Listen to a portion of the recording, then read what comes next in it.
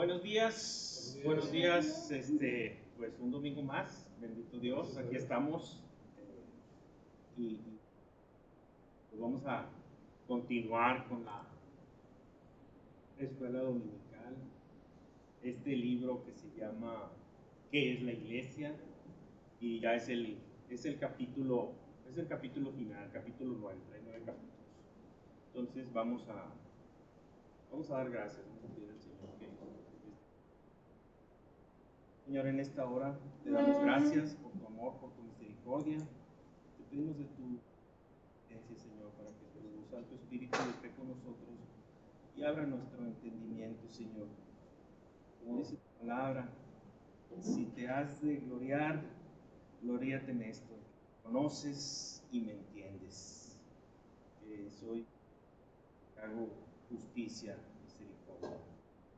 Entonces, Señor, queremos conocerte más, queremos poder al conocerte, seguir tus exhortaciones, seguir tus ordenanzas, tus mandamientos, Señor. Te damos gracias por este tiempo y dispón nuestro corazón, Señor. Te lo pedimos en el nombre de Jesús. Amén. Amén. Bueno.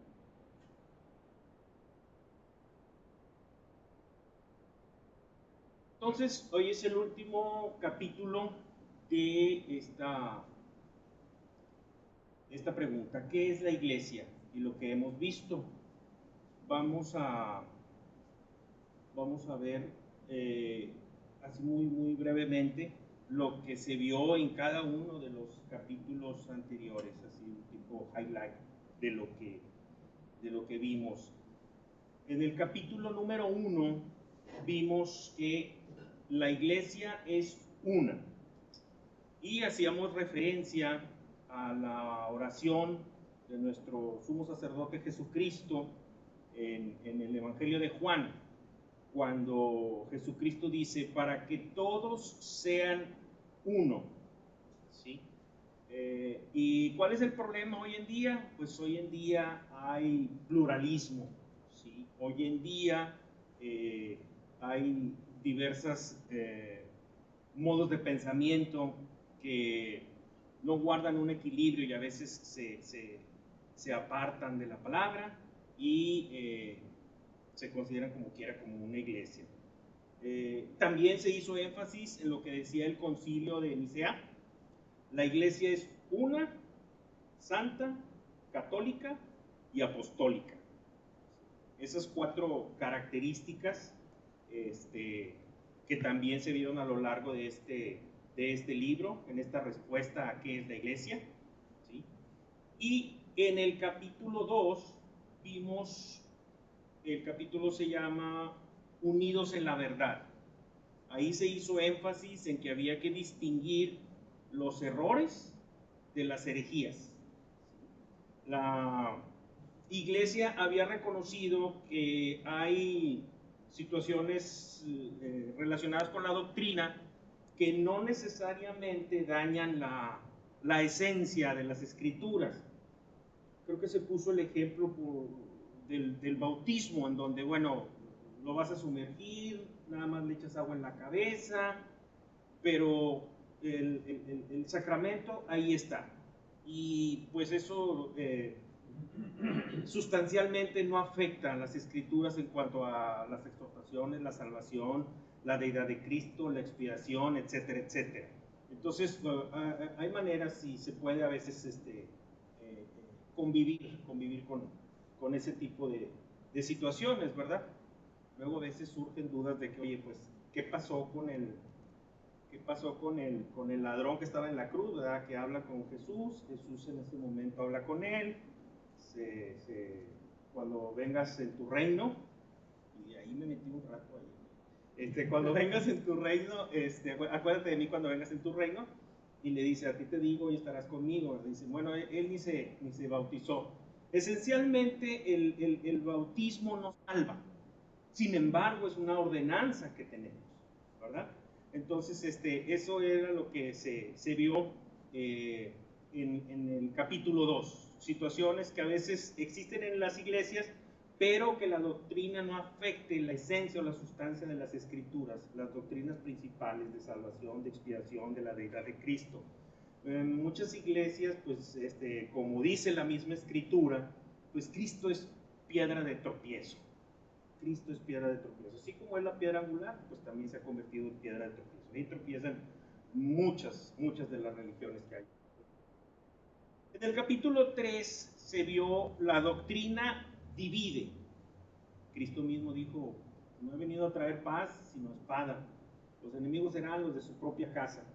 Pues hay que ver si son los de la casa, la familia literal, o los de la casa de la iglesia, porque hay una diversidad de pensamientos, ¿sí?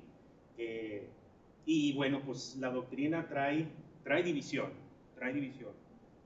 Tristemente hoy en día la mayoría de las iglesias no se define por una confesión específica que tengan, sino más bien por similitudes económicas a veces, ¿sí?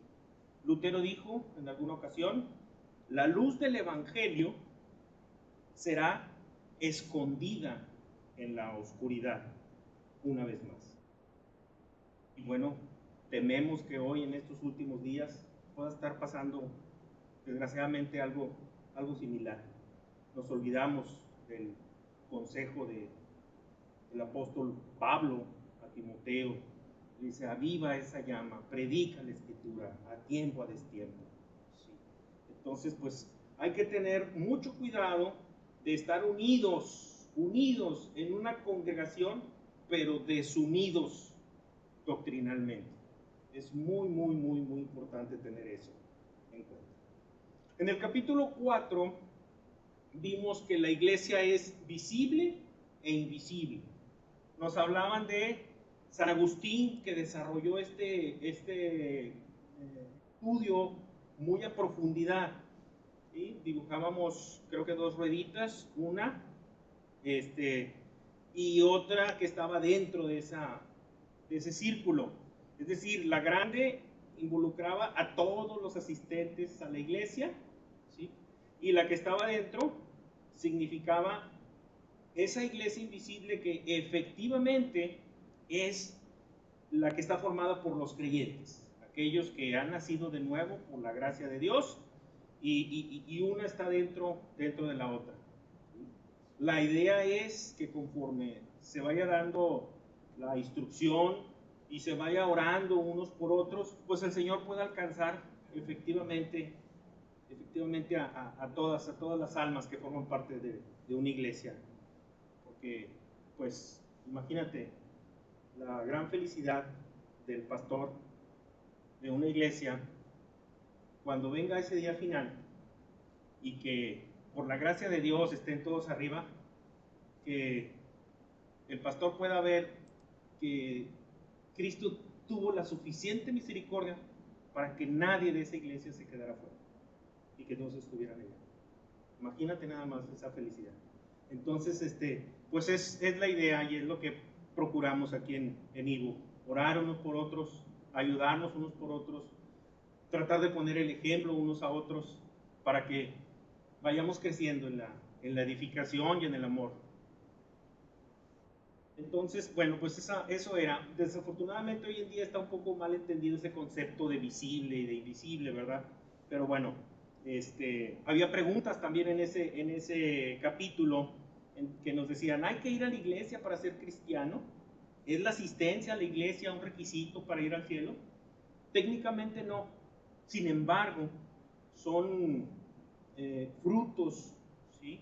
Son frutos del Espíritu, la obediencia para hacer lo que dice la Escritura, no dejar de congregarnos, ¿sí? Cristo, ¿sí?, ordena a su pueblo que no deje de congregarse, ¿sí? ¿Por qué? Porque cuando nos congregamos, nos acercamos a Él en una adoración corporativa, tal y como nos lo están pidiendo las Escrituras, ¿verdad? Y también remarcábamos que esa iglesia invisible que se llama, se tiene que hacer visible, a los demás. Tenemos que reflejar el cuerpo de Cristo, tenemos que reflejar el señorío de Cristo. Tenemos que reflejar lo que Cristo era, lo que Cristo hacía, la piedad de Cristo, la justicia de Cristo, el amor de Cristo, el perdón de Cristo. Todo eso tenemos que reflejar. La Escritura nos dice, nadie pone en oculto la luz encendida, ni debajo del almud, sino en el candelero, para que todos los que entran vean la luz. Si bien es cierto que hay una iglesia visible y una iglesia invisible, la tarea es precisamente que esa iglesia invisible se haga visible a los ojos y al corazón de las demás personas, para que también, como decía un pastor, te ven que estás reflejando a Cristo, inmediatamente te dicen, yo quiero eso que tú tienes, porque tú siempre ves las cosas de diferente manera como las veo yo. Esa es la idea. Existe iglesia visible e invisible, pero la iglesia invisible tiene que hacerse visible a los demás. En el capítulo 5 vimos la iglesia es santa. La iglesia es santa y bueno, pues vimos que era santa. Santo quiere decir apartado. Y la iglesia es santa porque Cristo ya pagó por esa iglesia. Cristo pagó el precio para que esa iglesia sea presentada al Padre, dice la Escritura, sin arruga y sin mancha. La iglesia es santa no por nuestras obras o porque nosotros llevemos una vida piadosa. Esencialmente la iglesia es santa por la obra de Cristo. La iglesia es santa por Cristo. Si bien dice la Escritura, sed santos porque yo soy santo, el vivir de una manera piadosa, el vivir de una manera santa, es la manifestación del fruto del Espíritu Santo que vive en nosotros. Pero, la esencia de que la iglesia es santa es por la obra de Cristo, es por lo que Cristo hizo en la cruz de Calvario. Después vimos en el capítulo 6 la iglesia universal, que el término católico significa universal, ¿sí? Y que la iglesia se encuentra en todo el mundo. Así que en todas partes del mundo, al cruzar una puerta para reunirse de manera espiritual, se reúnen todos los miembros de esa iglesia invisible a alabar y glorificar a Dios, a alabar y glorificar la obra de Cristo. Después en el capítulo 7 vimos que la iglesia está fundada sobre los apóstoles. La iglesia está fundada sobre los apóstoles y vimos el significado. Apóstol significa enviado, ¿sí? Y que ese enviado tiene autoridad delegada. Vimos que el supremo apóstol es Jesucristo. Jesucristo vino a la tierra, ¿sí? Fue enviado por el Padre, dice la Escritura, que fue enviado por el Padre, y también dice la Escritura que tenía la autoridad. Toda autoridad se me ha sido dada, dice Jesucristo. Entonces Él es el supremo apóstol. También vimos que el segundo apóstol es el Espíritu Santo, que es la promesa de Cristo de que nos lo iba a enviar una vez que Él partiera con el Padre. Y esa promesa, para gloria de todos nosotros los que alcanzamos esa misericordia del Señor, pues es los que lo recibimos, ese Espíritu Santo nos apartó del mundo en el que vivíamos, trajo a los pies de la cruz y reconocimos esa obra maravillosa de Cristo. Ese es el segundo. También nos habló Juan de Dios nos habló en este capítulo de la apología, que es la defensa de las Escrituras. Nos habló de Ireneo y de su lucha que en ese momento tenía contra los gnósticos en aquel tiempo que se presentaban y que de alguna manera desconocían el fundamento de los apóstoles, ¿verdad? Y bueno, lo mencionó así como cadenita. Si desconoces el fundamento de los apóstoles, pues los apóstoles fueron enviados por Cristo. Si desconoces el fundamento de los apóstoles es porque desconoces que Cristo es el fundamento. Y si Cristo fue enviado por el Padre, pues también desconoces entonces al Padre. Entonces esa es la apología que defendía Ireneo. En el capítulo 8 de ese vimos esencialmente lo que significa la palabra siervos, ¿sí? Que el término de iglesia del idioma inglés es church y se refiere a las personas que son propiedad y posesión de un señor. En este caso nosotros somos propiedad y posesión de Cristo. Cristo, dice la Escritura, que Cristo pagó por nosotros. Somos posesión de Cristo porque Cristo nos redimió. También pusimos el ejemplo de Cristo como máximo siervo, que nos dice, no vino el Hijo del Hombre a ser servido, sino a servir y a dar su vida en rescate por muchos. ¿Sí? También en nuestro trato dentro de la iglesia local vimos que no debemos tener juicios ásperos contra los hermanos, porque debemos recordar siempre que a esos hermanos también fueron comprados por Cristo. Debemos de tener un trato amable, un trato amoroso con los hermanos. También, como nos decía José Luis García, ¿verdad? De que el término siervo pues está un poquito traducido para suavizar un poquito el término esclavo. Realmente en la iglesia somos una familia de esclavos de Cristo. Entonces, ese es lo que también vimos. Y en este capítulo 9 vamos a ver lo que son las marcas de la verdadera iglesia. Y empieza el autor con una pregunta. ¿Cuándo una iglesia deja de ser iglesia?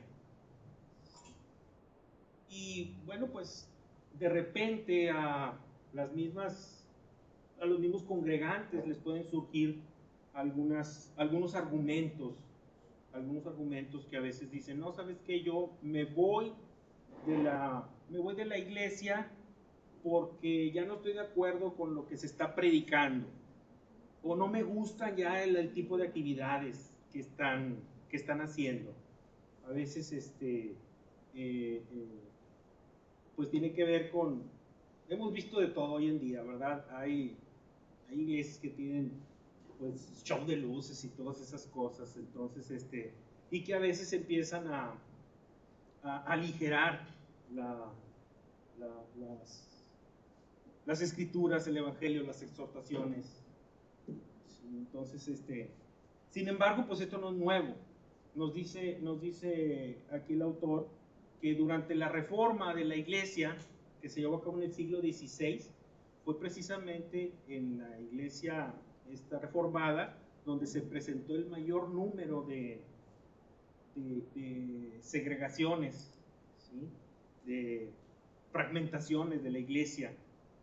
Entonces, ya una vez separados dijimos, ok, todos estamos de acuerdo con Lutero, todos estamos de acuerdo con Lutero, pero de todo esto yo pues nomás voy a agarrar ciertas cosas y le agrego algunas otras. Y luego otros decían, sí, nomás que yo esto y le quito. De hecho, hoy en día hablan algunos que dicen, sí, yo soy del calvinismo, pero de los 4 puntos. Hablamos de los que conocen el tulip, el famoso tulip del calvinismo, ¿verdad?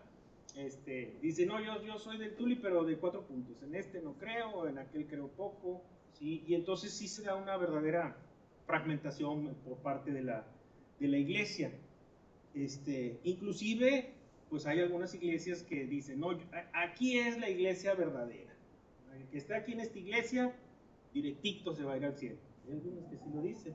Entonces, bueno, pues hay que tener cuidado. El autor nos habla de 3 características o 3 marcas que debe tener una iglesia. La primera de ellas es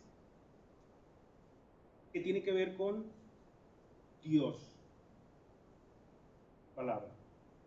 La segunda tiene que ver con los mandatos de Dios. Y la tercera tiene que ver con los líderes de la iglesia. La primera es de estas tres marcas, donde el evangelio, es decir, donde las escrituras se predican fielmente. La segunda marca es donde se administran correctamente los sacramentos. La cena del Señor, el bautismo. Y la tercera es donde existe una disciplina en la iglesia, corporativa, con situaciones con la congregación, por cosas de pecado, con los pastores, con los congregantes, ¿verdad? Y que efectivamente se lleva a cabo esa disciplina eclesiástica. Esas tres marcas debemos de ver en cada iglesia. ¿Sí? Con relación a lo que dice la Escritura respecto a que el Evangelio se predique fielmente, lo vemos en 2 de Timoteo. Dice el apóstol Pablo: retén la forma de las sanas palabras que de mí oíste en la fe y amor que es en Cristo Jesús. Entonces, eso es muy, muy, muy importante. Es muy importante que tengamos ese conocimiento de la predicación de la sana doctrina. También es importante porque al tenerlo vamos a tratar de practicarlo. Y como dijo Jesucristo, si vosotros permanecéis en mi palabra, verdaderamente seréis mis discípulos y conoceréis la verdad, y la verdad os hará libres. ¿Sí? Y aquí, bueno, pues no debemos engañarnos en cuanto a que mi comprensión terrenal me va a llevar al entendimiento de las Escrituras. La Escritura dice que esto se discierne espiritualmente. Y para gloria de Dios, es el Espíritu Santo el que nos va llevando y por el cual vamos conociendo y nos vamos introduciendo en las Escrituras. La idea es muy clara. Todo lo que te diga la Escritura, que tú leas, que magnifique la gloria de Dios, que haga más grande a Dios, que reconozca a Dios como soberano, eso es cierto, eso es un hecho.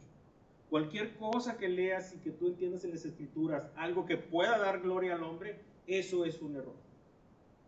Algo que tú leas en las Escrituras que diga, no, es que yo puedo solo. No, eso es un error. Recuerda que la Escritura dice, no te guíes por tu propio entendimiento, confía en Dios y Él obrará. Entonces es una idea clara y básica. ¿Sí? La salvación no es por obras. Cristo hizo toda la obra para su gloria, por amor de su nombre. Y nosotros nos hemos sido beneficiados por su gracia únicamente, por el puro afecto de su voluntad, dice la palabra. Entonces, esa iglesia en donde se predique fielmente el Evangelio, es una de las características de lo que es una iglesia, porque esa iglesia le da toda la honra y toda la gloria a Dios, toda la honra y toda la gloria a Cristo. Otra característica dice aquí que es donde se administran correctamente los sacramentos. Pues ya tenemos varios años aquí, ya hemos ido a otras iglesias y bueno, pues sí, hemos escuchado que efectivamente se practica el bautismo y la cena del Señor. Sin embargo, dice aquí el autor, ¿verdad?, que existen iglesias en donde ya esas cosas no las llevan a la práctica.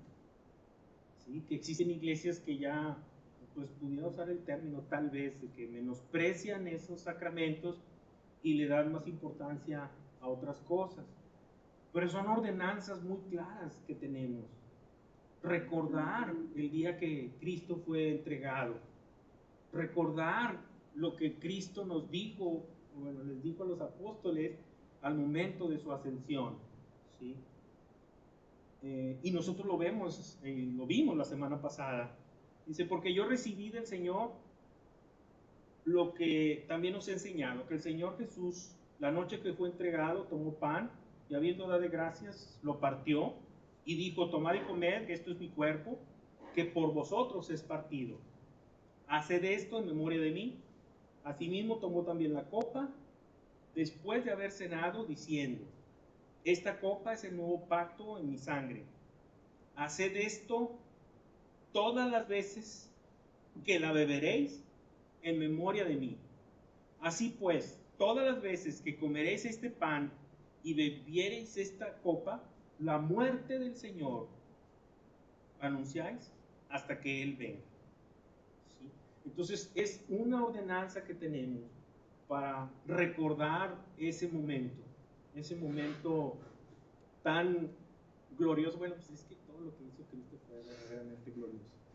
Y esa es una ordenanza que tenemos, ¿sí? Y la otra ordenanza la vemos en el Evangelio de Mateo, dice, por tanto, id y haced discípulos a todas las naciones, bautizándolos en el nombre del Padre, del Hijo y del Espíritu Santo. Entonces esas dos ordenanzas, ¿sí?, se llevan en las iglesias y es otra de las marcas características. Decían los reformadores, si no existen estos dos sacramentos en la iglesia, pues es que no es iglesia. Decían los reformadores, ¿verdad? Entonces, hay que recordar, creo que hay que recordar, era el etíope, me parece, ¿no? Que le dijo el Espíritu a Felipe, alcanza ese carro, y lo alcanza. Y era un etíope que venía leyendo los rollos de Isaías y los empieza a explicar y le dice, no entiendo muy bien de quién habla Isaías, si habla de él o de otra persona. Y entonces Felipe ya le empieza a explicar el Evangelio. Y pasan por un riachuelo, algo así, y le dice el etíope, ¿y qué impide que yo sea bautizado? ¿Sí? Entendió la ordenanza, ¿sí? Entonces ya pues es bautizado. Entonces, por eso decían los reformadores, si no existen estos dos sacramentos en esa iglesia, porque esa no es iglesia. Y la otra es también, la otra marca de la iglesia es la disciplina eclesiástica, la disciplina que hay en la iglesia. Hay un dicho que dice, como anda el pastor, anda la iglesia. Así que aquí andamos muy bien. Entonces, pero es que a veces así es cierto, porque si el pastor descuida algún tipo de situación que luego con el tiempo puede agravarse, pues se va a agravar, ¿sí? Se va a hacer grave, ¿sí? Entonces, es importante tener ese conocimiento de las Escrituras para poder aplicarlo a uno mismo y a la congregación, siempre en amor, siempre en un grupo. No recuerdo quién decía, ¿verdad?, que es muy importante, creo que se lo escuché a Paul Washer, que es muy importante la rendición de cuentas, que cuando un pastor se sale de una iglesia por la cuestión que ustedes quieran y va y forma otra, dice, bueno, ahora yo voy a formar la iglesia, yo soy el pastor, se vienen unas ovejas con él, empiezan a llegar otras, pero él está solo y no le rinde cuenta a nadie, ¿sí?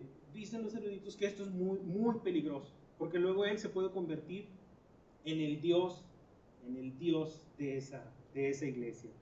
Siempre, por toda la historia, siempre le hemos rendido y le vamos a rendir cuentas a alguien. Antes de la conversión, pues había muchas personas a las que le rendíamos cuentas. Y ahora, después de la conversión, primeramente le rendimos cuentas a Dios. ¿Sí? Primer mandamiento, el más importante, amarás al Señor tu Dios con todo tu corazón, con toda tu alma y con todas tus fuerzas. Y el segundo, por el cual se cumplen todas las leyes y todos los profetas, amarás a tu prójimo como a ti mismo. Con esos dos mandamientos se cubre todo. ¿Sí? Entonces, bueno, pues esta disciplina, ¿sí? Dicen que antes, pues en los siglos anteriores, realmente la gente, dice el autor, que la gente tenía más claro el concepto de lo que es el infierno, ¿sí? Más claro que hoy en día. Hoy en día, dice, pues ya se ha aligerado un poco, y entonces eso hace que la gente también por consecuencia desconozca el término temor de Dios. Y viene, y muchas veces, sobre todo en el Antiguo Testamento, es que no tuviste temor de Dios al hacer esto, es que no tuviste temor de Dios al hacer estas otras cosas. Entonces, sí es muy importante que recordemos, hermanos, que al primero que ofendemos con una mala conducta es a Dios. Es al primero. Es el primero. Y ya después, pues nos vamos a encontrar a los demás hermanos, ¿verdad? Pero es bien importante que exista esa disciplina en la iglesia, porque cualquier falla de algún congregante, de manera que pueda ser de manera significativa esta falla, y si los líderes no hacen nada para arreglar esa situación, consejería, lo que sea, hablar con la persona, pues entonces se va a hacer más grande, va a haber disgusto en las personas de que, pues, mira, yo ya me voy porque el hermano hizo tal cosa, no le dijeron nada, y pues no, así no, esta justicia a mí no me gusta. Entonces es muy importante. También es un asunto delicado porque pues debemos estar siempre en comunión con Dios, con el Espíritu Santo, con conocimiento de las Escrituras, para poder saber cómo vamos a actuar. Hay algún ejemplo en las Escrituras respecto a la disciplina, ¿sí? Por ejemplo, en 2 de Corintios 5:11, Pablo dice, pero si alguno me ha causado tristeza, es decir, por una situación que haya tenido, pecado ahí en la iglesia, dice, no me la ha causado solo a mí, sino en cierto modo, por no exagerar, a todos vosotros. Cuando cometemos un error dentro de la iglesia, es efectivamente todos vosotros, ¿sí? Entonces, dice, le basta a tal persona esta represión hecha por muchos. Así que, al contrario, vosotros más bien debéis perdonarle y consolarle para que no sea consumido de demasiada tristeza, por lo cual os ruego que confirméis el amor para con él, porque también para este fin os escribí, para tener la prueba de si vosotros sois obedientes en todo, y al que vosotros perdonáis, yo también, porque también yo lo he perdonado. Si algo he perdonado por vosotros, lo he hecho en presencia de Cristo, para que Satanás no gane ventaja alguna sobre nosotros, pues no ignoramos sus maquinaciones. Los eruditos que saben esto dicen que se refiere a aquella persona en 1 Corintios, cuando llega Pablo y dice, que uno de ustedes está con la mujer de su padre, algo así, que dice, yo a ese quiero que lo expulsen. Y luego lo expulsan, pero luego él se arrepiente y quiere regresar. Y entonces no lo quieren perdonar. Y entonces Pablo les escribe esto, oye, no, perdóname. Inclusive el pastor hablaba y decía, bueno, es que a veces la excomunión puede ser la única o la última solución que nosotros podamos emplear para que el Señor pueda tener misericordia de esta persona y le haga ver sus errores, y que al momento de que él regrese y diga, ¿sabes de qué? Aquí estoy, me pongo tus órdenes, lo que tú digas para iniciar el proceso de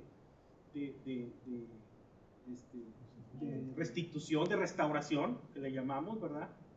Pues tratar de ver la manera en cómo podemos ayudar al hermano, ¿sí? Y el otro ejemplo de disciplina de la que nos habla la Escritura está en Mateo, dice: por tanto, si tu hermano peca contra ti, ve y repréndele, estando tú y él solos. Si te oyere, has ganado al hermano, mas si no te oyere, toma contigo 1 o 2 testigos, ¿sí?, en donde conste toda palabra. Si no los oyere a ellos, dilo a la iglesia, y si no lo oyere a la iglesia, tenle por gentil y publicano, ¿sí? De cierto os digo que todo lo que atéis en la tierra será atado en el cielo, y todo lo que desatéis en la tierra será desatado en el cielo. Otra vez os digo, si 2 de vosotros se pusieran de acuerdo en la tierra acerca de cualesquiera cosa que pidieren, ese será hecho por mi Padre que está en los cielos. Porque donde están 2 o 3 congregados en mi nombre, allí estoy yo en medio de ellos. Aquí nos está diciendo Cristo mismo que Él los va a apoyar a los líderes en las decisiones que tomen respecto de la disciplina en la iglesia, porque es muy importante la disciplina. Hay que recordar que normalmente los que nos acercamos a la iglesia venimos heridos, venimos lastimados, somos frágiles, tenemos el espíritu a flor de piel. Hay que tener mucho cuidado con el amor a los hermanos y el trato que les damos a cada uno de ellos, ¿sí? Entonces, sí es importante, sí es delicado, pero también es muy importante la disciplina de la cual nos habla la palabra.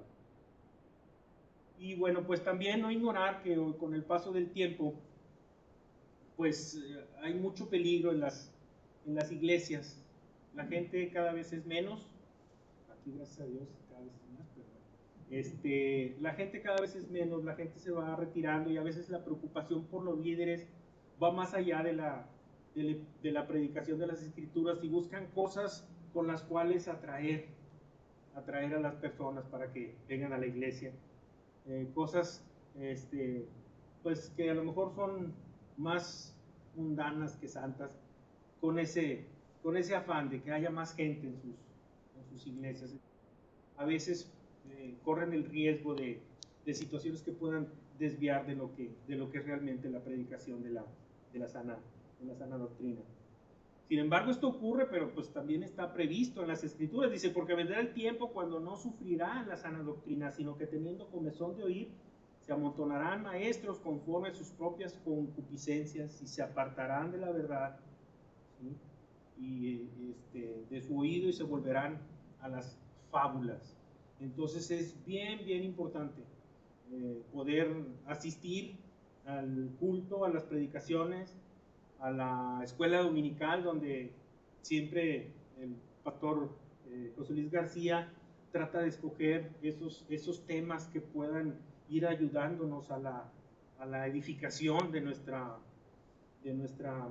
manera de comportarnos, del conocimiento de Dios, de las Escrituras, y de llevar un orden en nuestras vidas, ¿sí?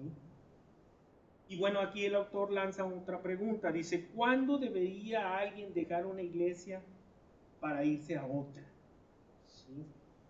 Desafortunadamente hoy en nuestros días en las iglesias no existen protocolos para la admisión de nuevos miembros, porque es bien importante, ¿sí?, esos protocolos de admisión.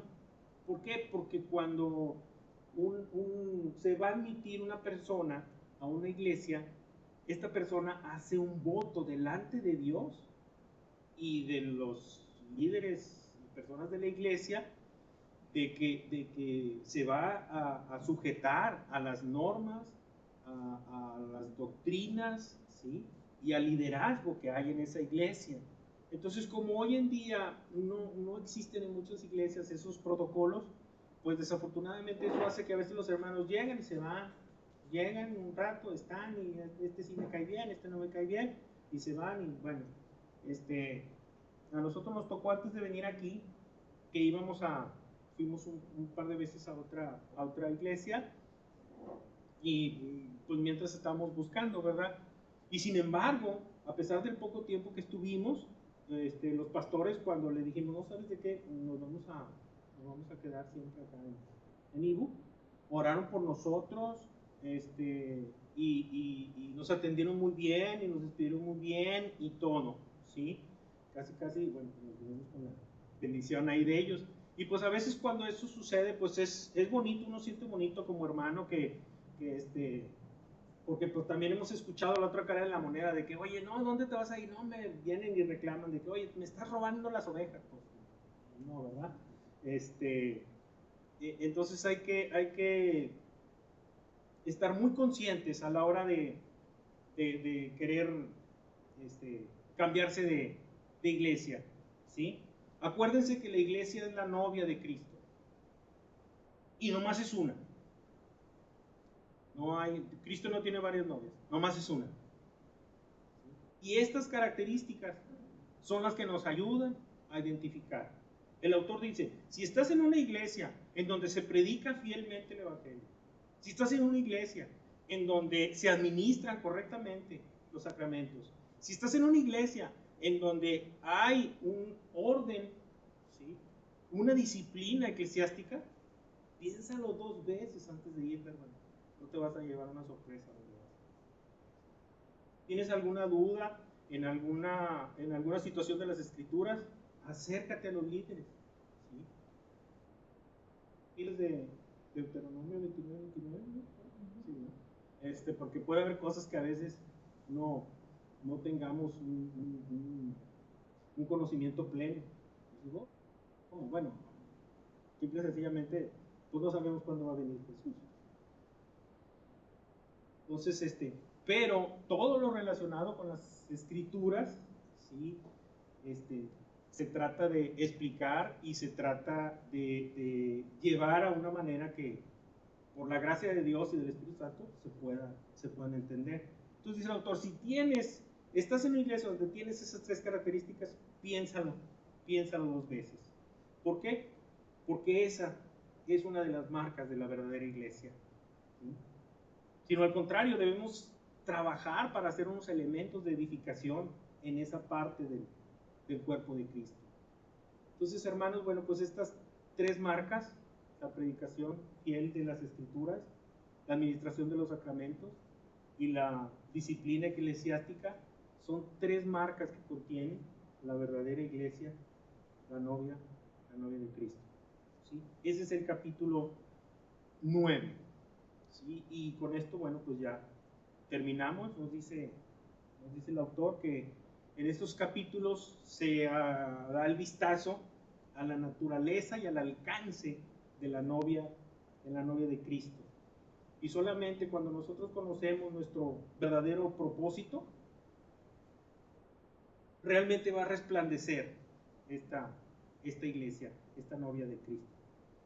Porque nosotros estamos unidos a una verdad, estamos aferrados a una fe, y tenemos que declarar y demostrar a un mundo que constantemente nos está viendo que nuestro Dios trino es digno de ser adorado y servido.